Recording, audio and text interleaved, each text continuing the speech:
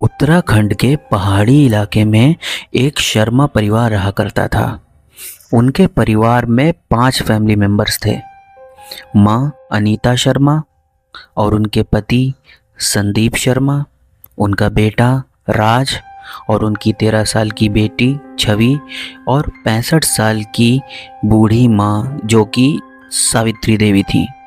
अजीब बात यह थी कि अनीता शर्मा की मां सावित्री देवी के अंतिम संस्कार में कुछ बहुत अजीब से लोग आए थे जिन्हें इस परिवार ने पहले कभी नहीं देखा। मां के जाने के गम में अनीता एक शोक सभा ज्वाइन करती है। वहां वो अपने बचपन की कुछ बातें शेयर करती है। सावित्री से बचपन में उसके रिश्ते ठीक नहीं थे, लेकिन छवि के पैदा होने के बाद सावित्री उसकी ज़िंदगी का एक अहम हिस्सा बन गई थी।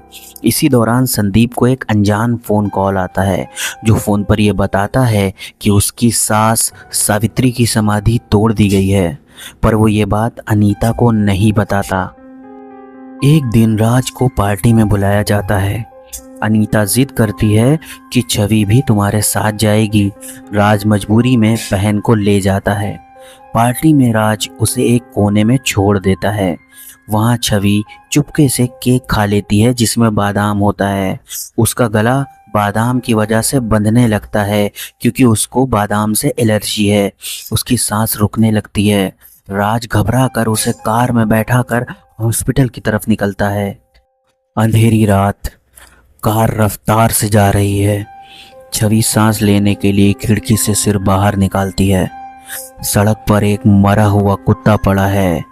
राज घबरा कर कार घुमाता है और छवि का सिर बिजली के खंभे से टकराकर अलग हो जाता है। राज शौक में घर लौट आता है। लाश कार में छोड़ देता है।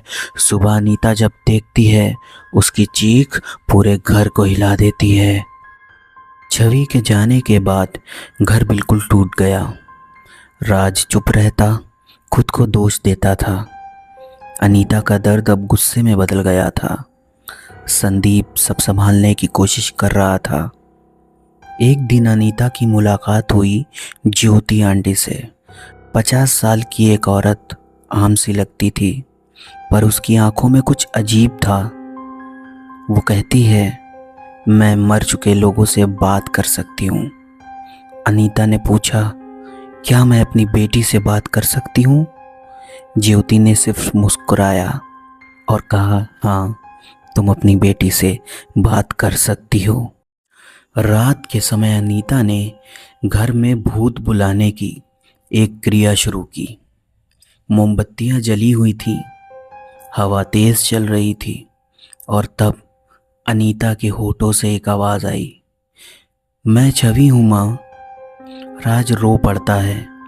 संदीप उसे रोकता है, पानी फेंकता है और क्रिया रुक जाती है। लेकिन उसके बाद घर घर नहीं रहा। कभी खिड़की अपने आप खुल जाती, कभी आवाज़ आती। राज को लगता जैसे कोई उसे हमेशा देख रहा है। एक दिन अनीता ने अपनी माँ का सामान खोला। उसमें पुरानी तस्वीरें थीं। सावित्री एक तांत्रिक समिति के साथ खड़ी थी और उसके पास ज्योति आंटी भी थी। एक किताब मिली, उसमें लिखा था राजा साइमन के बारे में। एक शैतानी राजा जिसे एक लड़के का शरीर चाहिए होता है और जो उसे बुलाता है उसे मिलता है धन और शक्ति। अनीता ने जब अपनी माँ की पुरानी अटारी देखी तो वहाँ मिली उसकी माँ की सिरकटी लाश। स्कूल में राज को एक दिन ज्योति आंटी ने देखा। वो मंत्र पढ़ रही थी। राज के पास जाके उसके सिर पर हाथ रखा। राज के सिर में दर्द हुआ और वो बेंच पे बेहोश हो गया। घर पे अनीता ने संदीप से कहा, ये सब छवि की डायरी से जुड़ा है।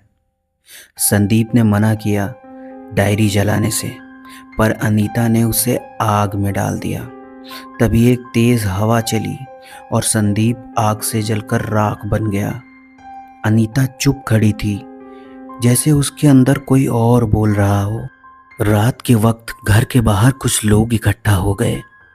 सब तांत्रिक लोग थे। राज ने देखा पिता का जला हुआ शरीर, और माँ अब माँ नहीं थी। अनीता का चेहरा बदल गया था, आंखें काली हो गई थीं। वो राज का पीछा करने लगी।